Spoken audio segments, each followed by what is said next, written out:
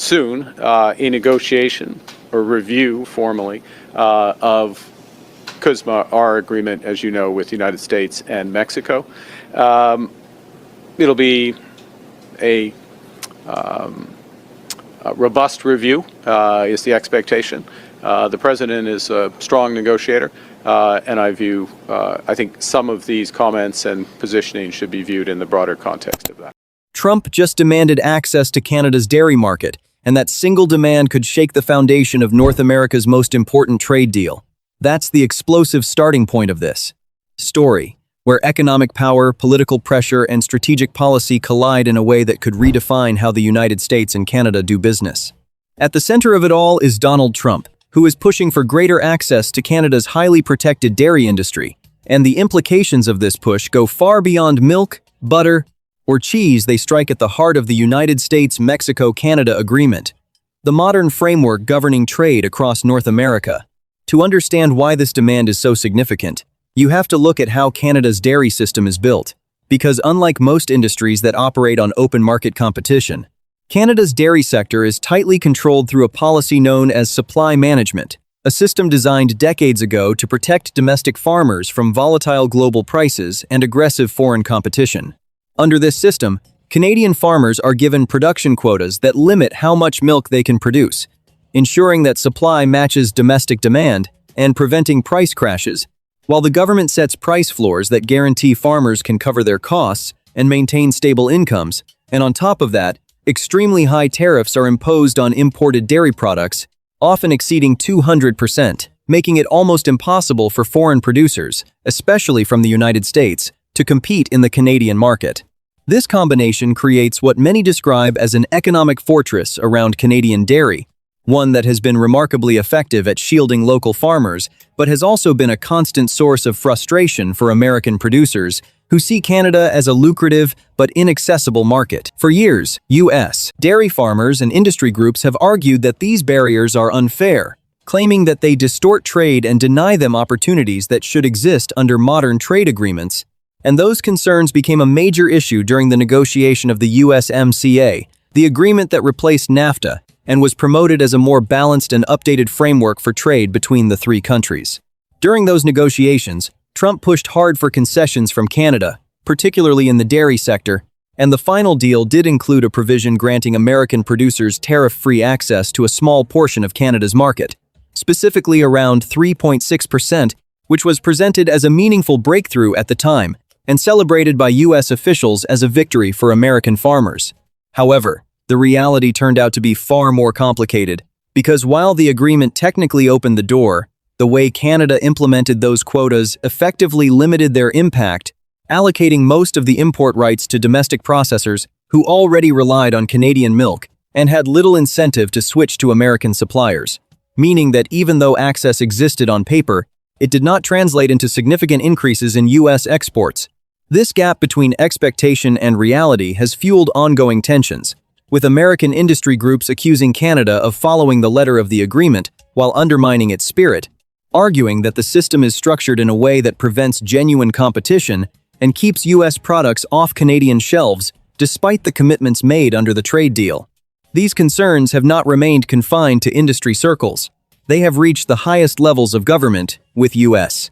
trade officials raising the issue in formal settings and lawmakers from both political parties calling for stronger action to address what they see as unfair practices.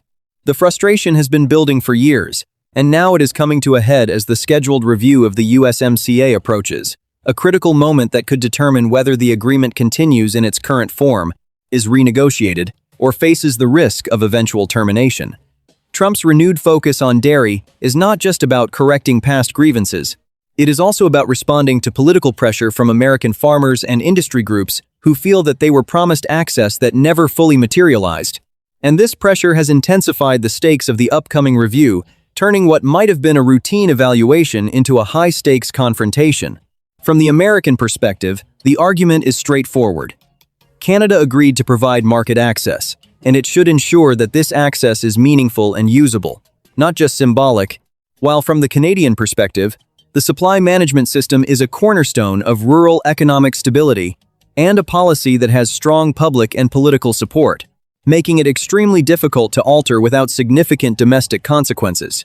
This fundamental difference in priorities creates a situation where both sides feel justified in their positions, yet neither is willing to compromise easily, setting the stage for a potential clash that could ripple across multiple industries. The importance of this dispute goes far beyond dairy itself, because the USMCA underpins a deeply integrated economic relationship involving manufacturing, energy, agriculture, and services, with supply chains that cross borders multiple times before products are completed, meaning that any disruption to the agreement could have wide-ranging effects on businesses and consumers across all three countries.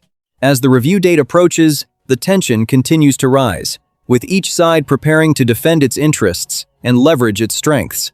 And while the outcome remains uncertain, one thing is clear. What started as a dispute over dairy access has evolved into a broader test of how trade agreements are interpreted, enforced, and adapted in a changing economic and political landscape, making this not just a sector-specific issue, but a defining moment for North American trade relations as a whole. Trump is demanding a win, but what if the law itself makes that win impossible? That is the dramatic turning point of this story, where the conflict shifts from economic pressure to legal reality, and where Mark Carney transforms from a negotiator into someone bound by a system he cannot override even if he wanted to. At the center of Chapter 2 is a single powerful development. Canada passed a law that effectively locks its dairy system out of future trade concessions, turning what might have been a tough negotiation into a near-impossible one. This law, known as Bill C-202, represents something unprecedented in global trade policy because it does not just guide negotiators or set priorities, it legally prohibits them from offering specific concessions related to supply-managed sectors like dairy, poultry, and eggs. In simple terms, this means that Canadian officials are not allowed to reduce tariffs or expand import quotas in these sectors during trade negotiations, no matter how intense the pressure from other countries might be, and that includes demands coming from the United States. This changes everything about the dynamic between Canada and the US, because while Donald Trump approaches the situation as a traditional dealmaker, someone who believes that pressure, leverage, and persistence can force concessions, Carney is operating under a constraint that removes flexibility entirely, allowing him to respond to demands not with counteroffers or compromises, but with a simple and firm statement: the law does not allow it. This creates a unique kind of deadlock where one side is pushing for change and the other side is structurally incapable of delivering it, and that is what makes the situation so volatile. The reason Canada would pass such a restrictive law becomes clearer when you look at the political landscape inside the country, particularly in provinces like Quebec and Ontario, where dairy farming is not just an industry but a deeply rooted part of the economy and cultural identity, employing large numbers of people and contributing significantly to local communities.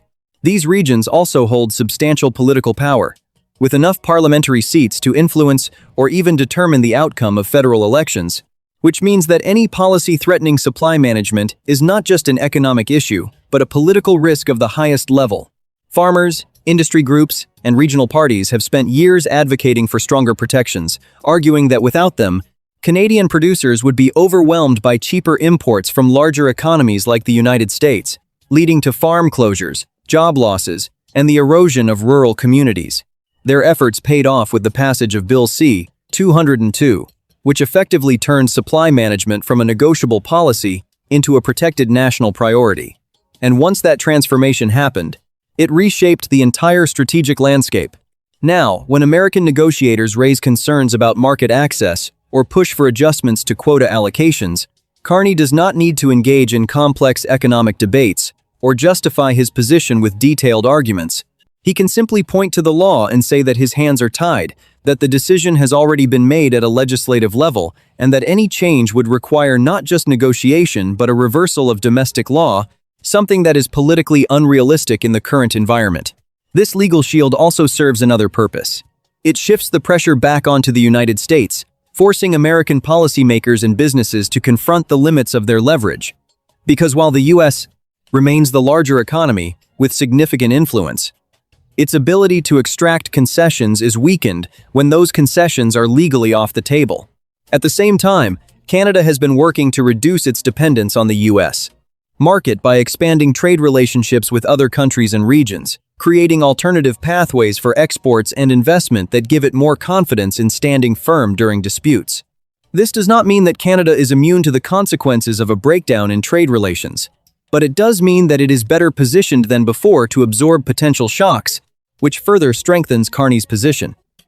Meanwhile, Trump faces a different kind of pressure, not just from dairy farmers who want better access to Canadian markets, but also from major American industries that rely heavily on the stability provided by the United States, Mexico, Canada agreement, including automotive manufacturers, energy companies, and agricultural exporters whose supply chains and business models are deeply integrated across North America. For these industries, the risk of the agreement collapsing is not theoretical. It could lead to increased costs, disrupted production, and reduced competitiveness on a global scale, which is why many business leaders strongly support maintaining the deal, even if some issues remain unresolved. This creates a complex balancing act for Trump, who must weigh the demands of one sector against the broader economic impact on the country as a whole, all while maintaining a negotiating posture that aligns with his political messaging. The result is a high-stakes standoff where both sides have strong incentives to hold their ground, but limited options for finding a compromise that satisfies everyone involved. Carney cannot concede without triggering domestic backlash and potentially undermining his own government, while Trump cannot easily back down without disappointing key supporters and appearing to concede defeat in a dispute he has emphasized publicly. As the scheduled review of the trade agreement approaches, this tension continues to build, turning what might have been a routine policy discussion into a defining moment for North American trade relations. The presence of Bill C-202 ensures that the outcome will not hinge solely on negotiation skills or economic arguments, but on the deeper structural realities of law and politics, highlighting how domestic decisions can shape international outcomes in ways that are difficult to reverse.